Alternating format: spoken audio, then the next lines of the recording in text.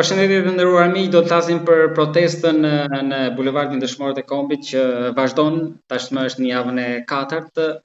Protestuesit këmbgulin në kërkesën e tyre të parë dhe të vetme që është dorëheqja e qeverisë të kryeministrit Edi Rama, ndërkohë që ai nga ana tjetër ka deklaruar vendosmërinë e tij për të vazhduar mandatin deri në 2029, por si do të ecë protesta më tej ajo që ka ndodhur tani, ne do të mundohemi të marrim një analizë dhe një mendim ndryshe nga ato në Tiranë për të shkuar në Shtetet e Bashkuara të Amerikës, ku edhe atje ka pas disa protesta.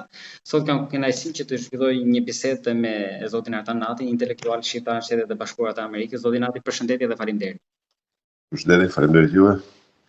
Mora spunto për t'ju ftuar në këtë bisedë nisur nga disa shkrimet tuaja, opinione, analiza që ju keni bërë duke ndjekur zhvillimet në Tiranë.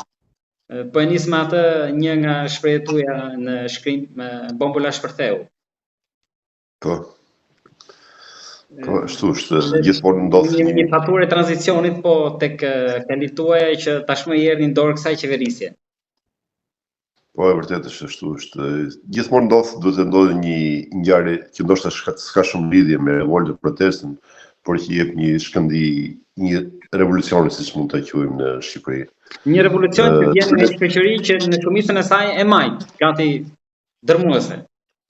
Po, revolucioni duket shumë eksotik në fakt, me ato pamjet e flamingove, pamjen e Bregdetit, jep përshtypjen sikur ka një transformim paqësor dhe drejt një rrugë të re, por kuptohet ka pas dhe problemet e tij si revolucion, sepse shpesh kur flasim për revolucion në Shqipëri, ne më shumë kuptojmë revolucion ndryshimin e pushteteve, por në fakt unë mendoj që revolucioni vërtet duhet ndodhi brenda mentalitetit tonë si shoqëri. Sepse historia na ka dënuar shpesh dhe nuk na ka lejuar të bëjmë ato transformime të thella sociale, si në veten tonë, por edhe në shoqërinë shqiptare. Faktikisht kemi qenë kaq shumë vite, 5 shekuj me pastaj ishim një ndërprerje të një farë revolucioni që filloi me Zogun. Më tej patim një regres akoma të thellë me komunizmin. Kështu që kjo nuk na ka lejuar të bëjmë një transformim të vërtet social në ndërgjegjen tonë, mënyrën se si të shikojmë ngjarjet, fenomenet, sepse ajo është ndryshimi thelbësor. Dhe gjë nuk e mësuar mendoj gjë më kryesore që nëse ne nuk studiojmë historinë, nuk mësojmë nga historia, nuk kemi për të pasur kur transformim real. Dhe pikërisht shembujt janë të shumtë. Ne kemi përvojën më të keqe të viteve 90, u duk sikur patëm një revolucion, por në fakt revolucioni u vodh pikërisht nga një pjesë e njerëzve që ishin lidhur me komunizmin. Dhe frika është dhe tani që mund të ndodhë e njëjta gjë, sepse shpesh hidhen parrulla që në thelb janë shumë të majta, por ide konkrete se si mund të kalohet në hapin tjetër, unë nuk shikoj. Dhe kjo është shumë e rrezikshme, si thuaç të kujton historinë e dikurshme të Shqipërisë, që nuk bëhet fjalë për transformim më të madh, të mënyrës së menduar që më thjesht dhe më konkretisht edhe për publikun. Po, shikojmë aty konkretisht shikojmë në ata folësit të revolucioni flamingëve, flasin në përgjithësi për jejtë bën përshtypje shpesh e kanë lidhur edhe kundra investimit amerikan. Perëndimi, frika nga perëndimi që e quani ju. Po, kjo është frika nga perëndimi dhe është kjo frika rrënjosur thellë ndërgjegjen tonë që gjithmonë nuk e mundohemi të gjejmë armikun dhe shkakun e vërtet të kësaj gjendjes aktuale të vetja në të mënyrës se si neve mendojmë, por gjithmonë mundohemi të gjejmë një armik të jashtëm. Armiku që vjen edhe nga deti. Po. Unë kam shfryrë në artikull që ne na pëlqen të vemi në Amerikë, të shijojmë Amerikën, ose të vemi në Europë, të shijojmë ato frutet e atij zhvillimi europian, por kur vjen problemi për të aplikuar këtë ndryshim në Shqipëri apo në veten tonë, ne jemi shumë rezistues, mundohemi të bëjmë ata fajtor për gjithçka.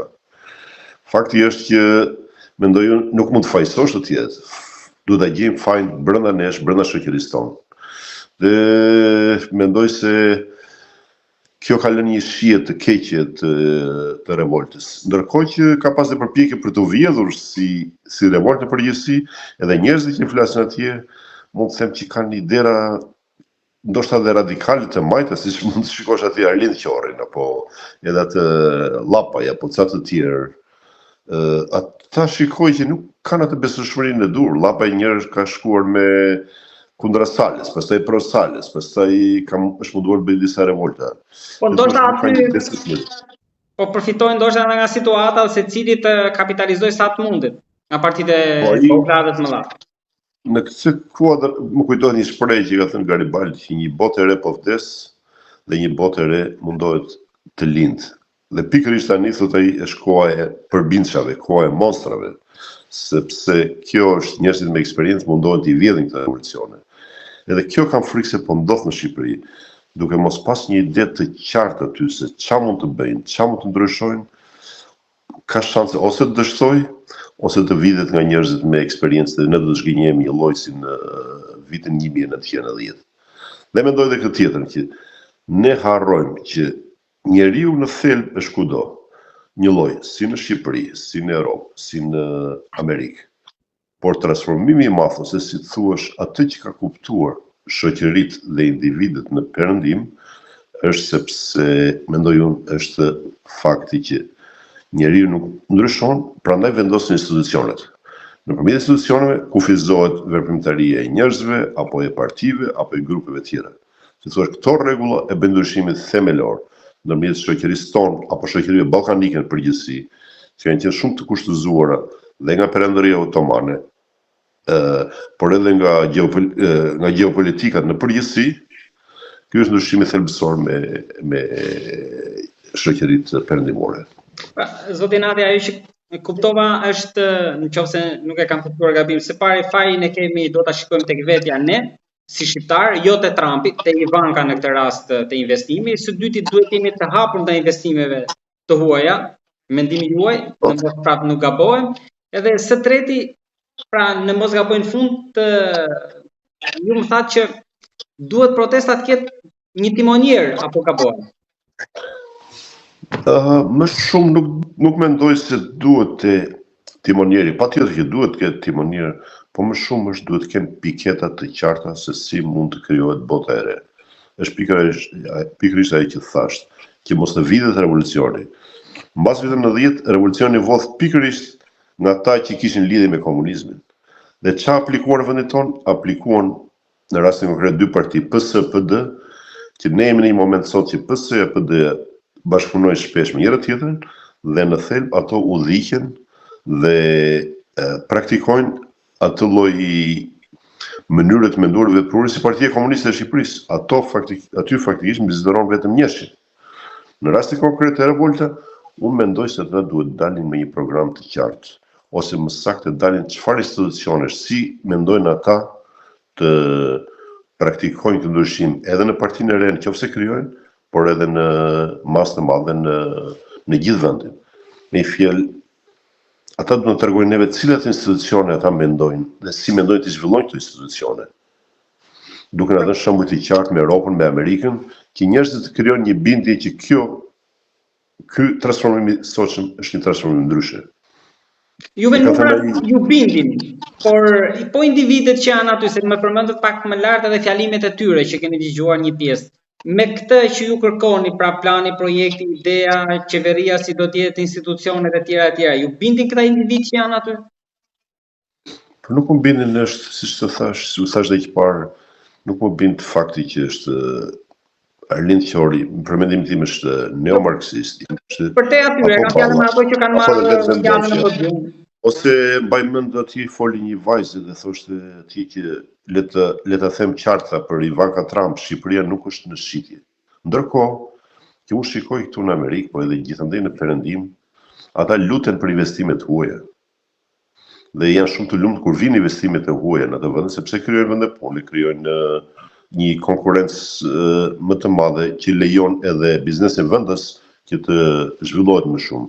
Dhe po të kemi parasysh historinë botërore, ne konkretisht mendoj duhet bazohemi te historia botërore. Çfarë ndodhi me Kinën? Kina ka arritur në këtë ditë që është sot vetëm si pasojë e investimeve të mëdha amerikane në Kinë, apo në Irlandë e Veriut. Në Irlandë. Irlanda arriti një nivel të lartë vetëm si pasojë e investimeve të mëdha, dhe ata krijon kushtet që të vinë investimet perëndimore. E njëjta gjë ndodhi mbas luftës botërore. Ishte pikërisht Amerika që e ngriti Europën, duke zbatuar planin Marshall dhe duke lejuar aty konkurrencën e lirë, duke pas investimet e veta, dhe ne nuk duhet të trem, përkundër duhet të jemi të hapur, por është një gjë, mendoj unë, që ne duhet të kemi kushte të forta, të sakta, se kush investitor do të vinë në Shqipëri. Si thua, po të jenë kushtet e qarta, të bazuara në ligj dhe në rregulla të sakta, dhe jo në personin që është në fuqi në institucion, atëherë ka mundësi që në Shqipëri të vinë ato pikërisht ato kompani të mëdha që të kemi investime perëndimore që janë të qëndrueshme dhe sillin një kulturë tjetër në vend. Dhe jo të themi tani Ivanka Trump bashkë me të shoqin Kushner, ata po mundohen të sillin një biznes serioz aty. Mendoj. Edhe kjo duhet të jetë një shembull i vërin pozit dhe ato investime shqiptare që i kanë betonizuar gjithë bregdetin shqiptar. Të vesh sot në Dërmi apo në Ksamil apo Sarand, siç më thoshte një shoku im që vajti atje, ishte bërë si Kandahar, thoshte. Edhe betoni njëra mbi tjetrën. Dhe unë kam thënë në artikull dhe kam pas rastin të vetë disa herë në Meksik apo në Aruba, që ka një natyrë të ngjashme me keni përmendur Aruba është bërë problemi më të Shqipërinë. Në Aruba në Shqipëri ka konotacion ka konotacion negativ në Shqipëri, po shikoni gjë atje, vërtet është për të habitur që natyra me njeriu ka një bashkëjetesë shumë organike, do thoshe. Për shembull shikon në Meksik dhe atje në Aruba siç thash, po dhe në vende të tjera, ndërtesa fare të vogla, të fshehura në pyll. Dhe kur kalon ato rrugët e ngushta që bën ata në këto rizorte, shikon makinat elektrike lëvizin pa zhurmë fare. Ka kafshët që lëvizin nëpër pyll, apo zoj që ndërtojnë ato folet, ka pelikan, ka flamingo, krijojnë disa vende të caktuara për ato. Si thuash, ne njeriu ne jemi zgjatimi i natyrës në vetvete dhe kjo është pikërisht destinacioni. Ne të përfshijmë gjithë natyrën dhe ata turistët cilësor pikërisht këto lloj investimesh kërkojnë. Dhe ne duhet ta ngrem, duhet të sjellim turistë që argjojnë shumë para në Shqipëri. Unë kam pas rastin të vi para një viti mos gaboj dhe duke ikur nga Tirana për në Dërmi, ndaluam aty në lushnjët e Pilo Lalës. Shikonim gjithë turistët, nëse mund t'i quajmë turista, blinin në byrek dhe dhall aty. Si thoj, asnjë gjë kundër këtyre turistëve, por Shqipëria mendoj me atë bregdet që ka, që është nga më të, siç e quajmë dhe ne, Maldive dhe Ballkanit, ne mund të sjellim turizëm elitar në Shqipëri dhe si thuaç dhe ky lloj turizmi dhe këta lloj turista që do vinë elitar, do shërbejnë edhe për transformimin e shoqërisë tonë përgjithësi. Ne duhet të mësojmë nga ata.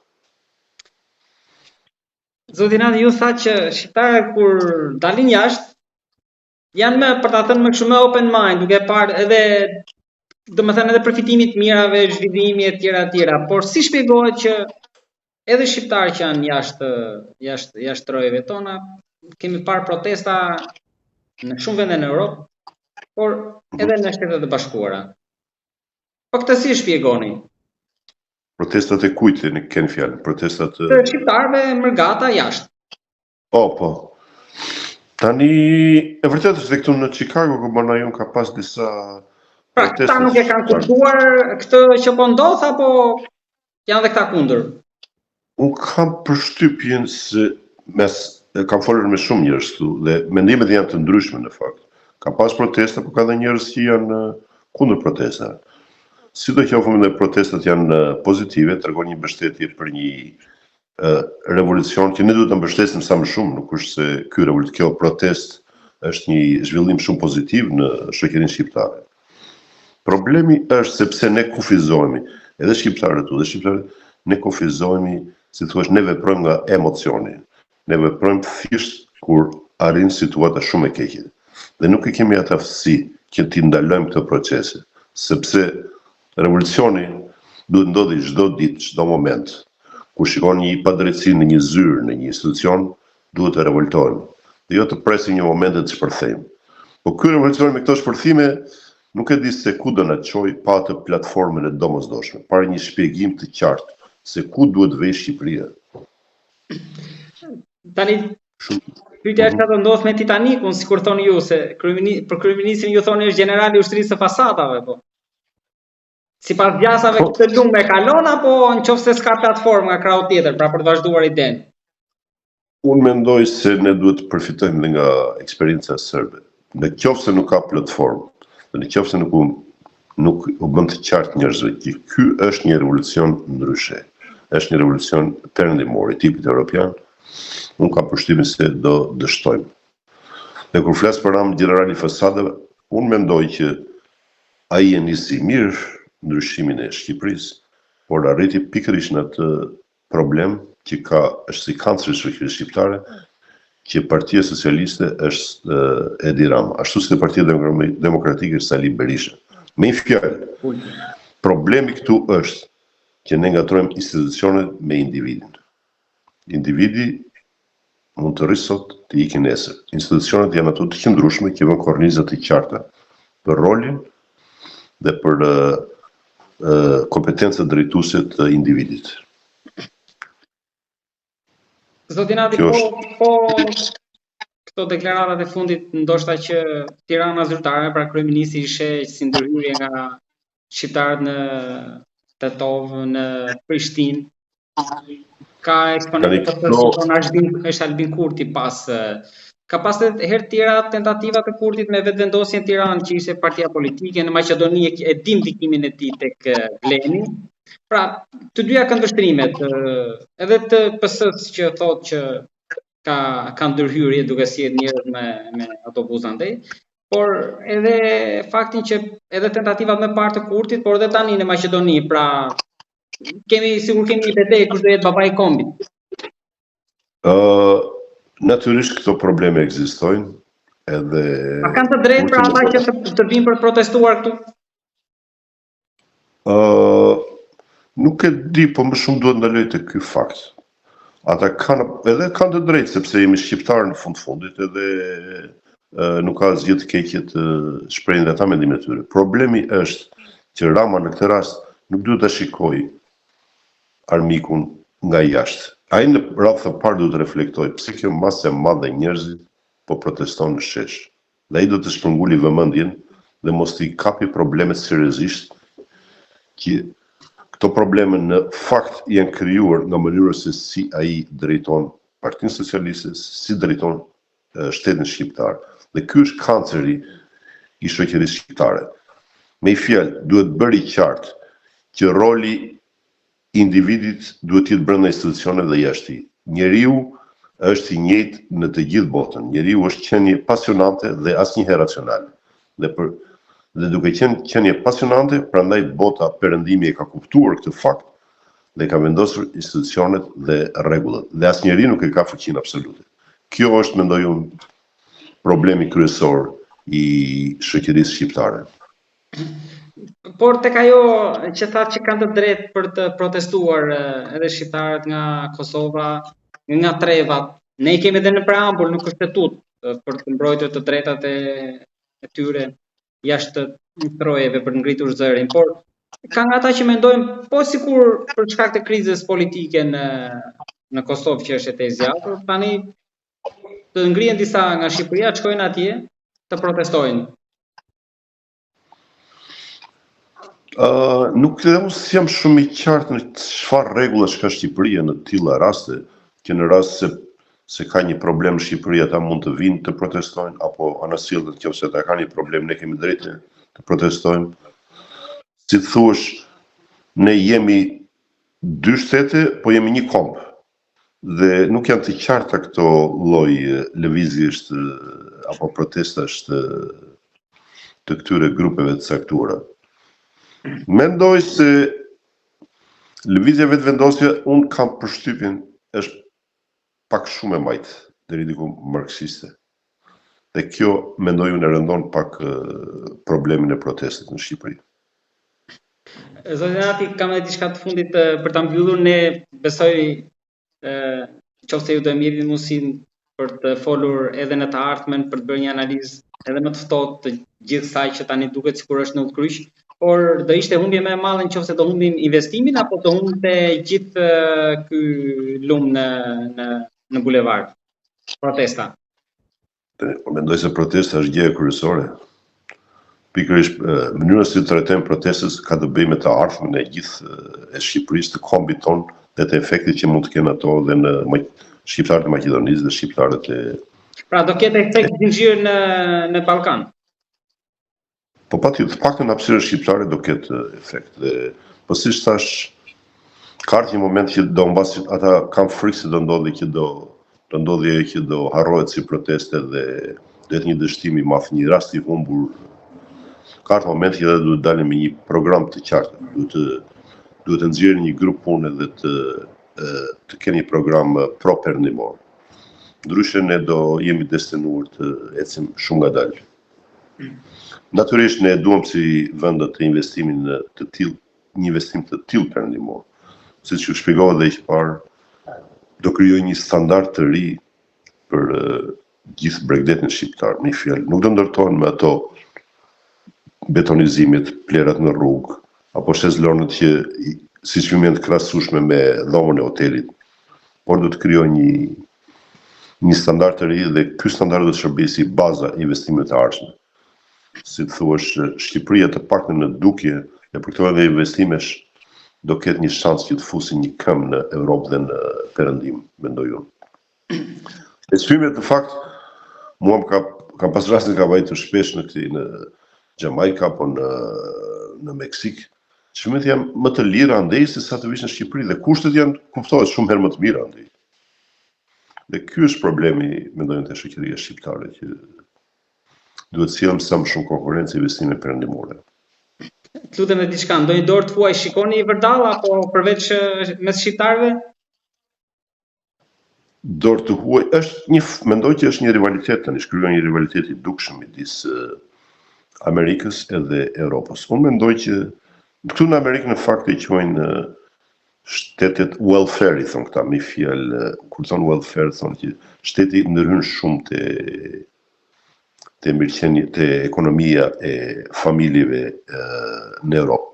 Ndërsa në Amerikë, individi, familje janë çik më të pavarur. Si thuash, i kanë të ndara, e bëjnë personin më të përgjegjshëm. Fjala vjen këtu ku jemi ne. Ne paguajmë taksat në atë qytet që jemi. Kjo na bën të jemi më të përgjegjshëm dhe të kërkojmë llogari e atyre bashkisë së qytetit, sepse ata marrin taksat tona dhe vjen direkt aty, vjen për shkollat tona, për pastrimin. Kjo na bën më të interesuar, apo për shërbimin shëndetësor. Ne paguajmë vetë insurancën tonë dhe kjo, si thosh, e bën më të prekshme individin që të jetë më i përgjegjshëm dhe të marrim më shumë iniciativë për ta kundërshtuar apo për ta pranuar atë lloj çmimi, atë lloj shërbimi. Në Europë thjesht shteti merr një taksë të përgjithshme nga rroga dhe nga shitjet e artikujve të ushqimit apo të tjera, dhe ai qytetari e humbet çik përgjegjësinë, mendoj unë. Edhe kjo kolegji apo universiteti, si mund ta quash, ne paguajmë me paratë tona. Dhe kjo e bën, si thuash, më të prekshëm qytetarin për hallet e përditshme. Si thuash, ne jemi pjesë e qeverisjes së madhe. Dhe duke ndjerë atë efektin e madh të çdo ditë te ana ekonomike e familjes, atëherë mendoj unë qytetari bëhet më i përgjegjshëm. Siç thatë dhe juve tani, unë shikoj një tendencë aty që Shqipëria është çik ose protestues më shumë kundra Trumpit për Europës. Unë mendoj që Amerika ka sistemin më të drejtë se sa Europa. Funksionon më mirë që qytetari të jetë më i përgjegjshëm, më i përfshirë në menaxhimin e parave të tij. Po e mbyllim atë që thotë edhe Rama, që duket sikur jemi bërë shesh betejë e debateve edhe jashtë këtu. Bravo, kjo është e vërtetë, kjo në fakt, kjo është e vërtetë, mendoj. Ne duhet unë mendoj që ne vërtet jemi pjesë e Europës, por nuk do të thotë se nuk do të kemi një sy të hapur dhe nga Amerika, se në fundit Europa, sidomos në ditët e sotshme, varet shumë nga Amerika, nga politikat e saj globale. Dhe shpesh bëhet xheloze sepse Amerika zhvendos problemet nga Europa i kalon në lindjen e mesme, po Amerika në fundit, mendoj unë, ashtu si çdo shtet, ashtu si çdo individ, përgjegjësinë kryesore e kanë ndaj qytetarëve të saj. Pavarësisht se Europa dhe Amerika janë pjesë e një civilizimi perëndimor, por kjo s'do të thotë se s'kan problemet e tyre të brendshme. Zoti Nati, të falenderoj për bisedën dhe mendimet që ju ndat me publikun tonë. Faleminderit dhe juve.